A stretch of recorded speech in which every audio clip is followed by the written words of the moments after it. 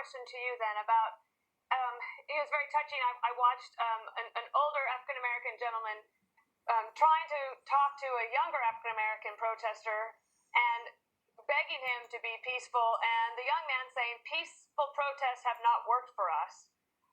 And there was just the tension, and the older gentleman just seemed exasperated and sad that he couldn't get his point across. Maybe give you a chance to reflect on that for a moment.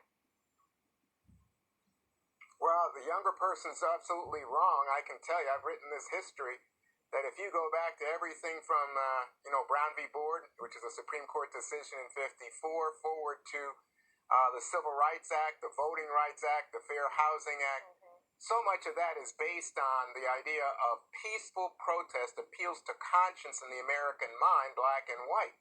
There have been instances of violence. Obviously, we've had things like the assassination of Dr. King, but that's not the violence that we're talking about here. We're talking about violence that comes from people who are supporting social change, and I think actually hindering that kind of progress, Dana.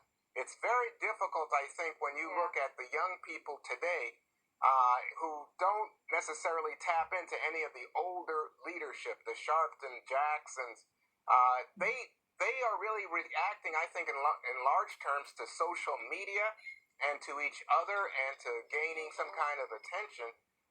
But when you look at Black Lives Matter, it's hard to say, oh, here's one person that I would say that's the definite leader. I think they move away from that kind of structure.